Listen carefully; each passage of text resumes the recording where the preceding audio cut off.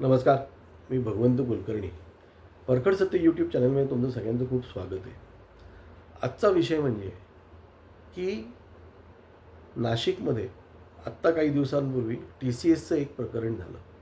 त्या TCSच्या प्रकरणामध्ये तिकडच्या HR मॅनेजर आणखीन काही डिलिव्हरी मॅनेजर्स वगैरे जे होते, जे मुसलमान धर्माचे होते, यांनी हिंदू बायकांना, पुरुषांना, विशेषतः बायकांना धर्मांतरण करण्याचा कसा प्रयत्न केला, किती छळलं, किती मानसिक त्रास दिला, याच्यावर काही लोकांना अटक झालेली आहे.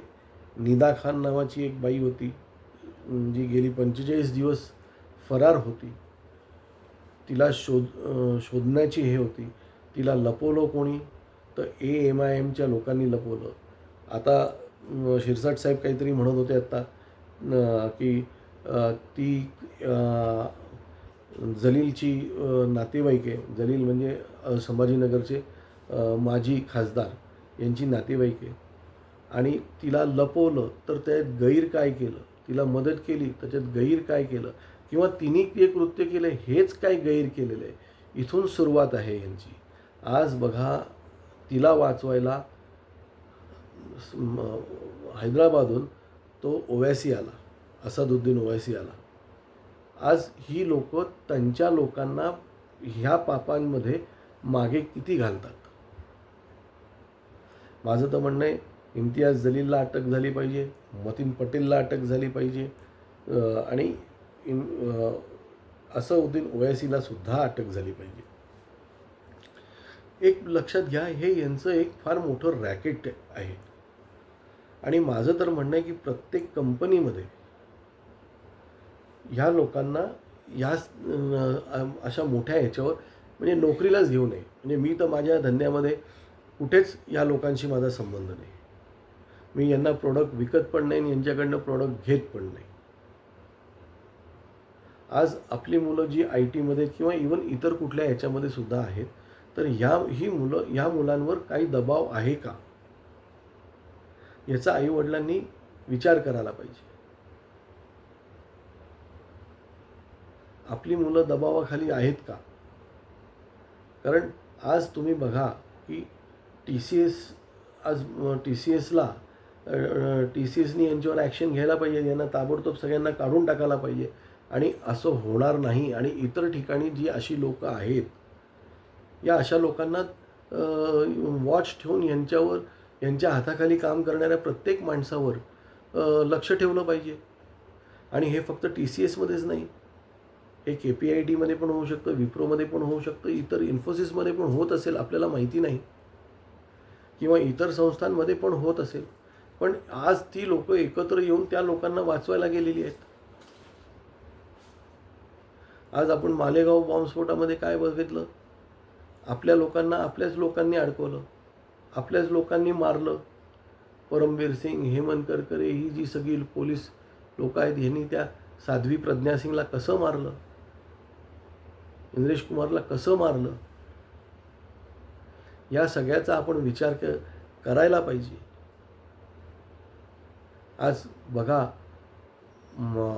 बंगालमध्ये सुद्धा किती प्रचंड गुंडगिरी, आणि ह्यांची गुंडगिरी आहे, यांची दादागिरी आहे, कारण आपण सहिष्णू आहोत.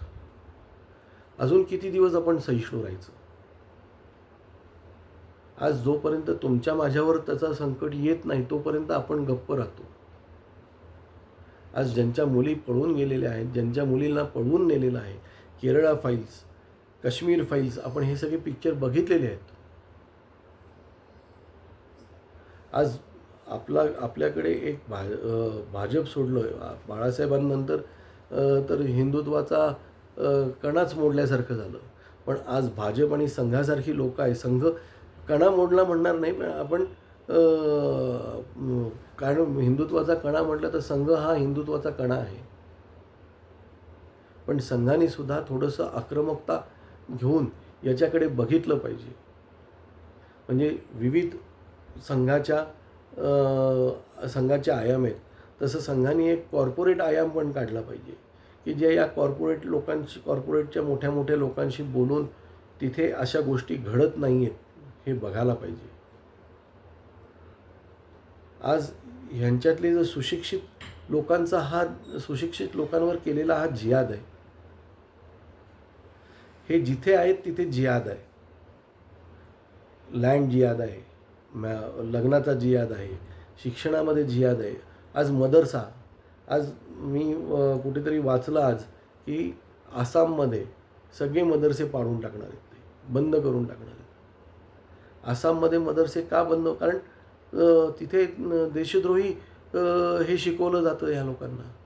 परत मदरशामध्ये असणारी मुलं यांचं लैंगिक शोषण होत नाही का? तर प्रचंड होतं.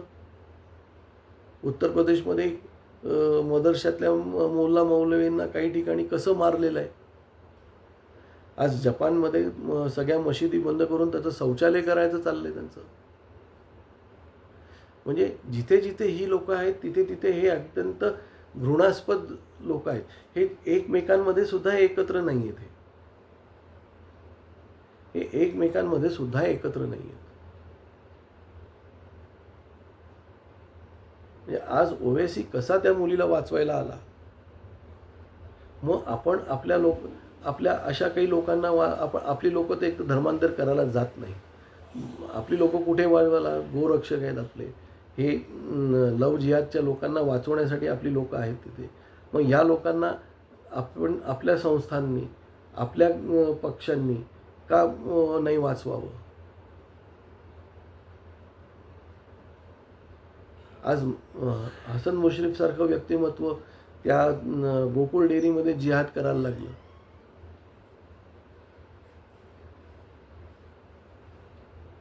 म्हणजे ह्यांचा धर्मच यांना जिहाद शिकवतो का? म्हणजे हे तर मी कुठेतरी ऐकलं पण आहे. यांचा कुठला तरी पाकिस्तानी मुल्ला मौलवी आहे, त्यांनी सांगितलेलं आहे. आणि अत्यंत क्रूर कल्पनेतली ही लोक आहेत. ज्या मुली पळून गेलेल्या आहेत, ज्या मुलींनी त्यांच्या बरोबर संबंध हे केलेला आहे, त्या मुलींचं पुढचं भवितव्य किती हां, त्याच्यातले जे काही एका 0.5% पण नाही, पण अशी काही लोक असू शकतात. आपण कोणी अबुल कलाम आझादबद्दल बोलत नाही, अब्दुल हमीदबद्दल बोलत नाही, पण अन्सारीबद्दल बोलतो. त्याला त्या माणसाला या काँग्रेसनी त्याला अंड्याला उपाध्यक्ष केला. त्यांनी इराणमध्ये असताना सगळे रॉची लिस्ट देऊन इराणमध्ये सगळे रॉच्या लोकांना ठार मारलं.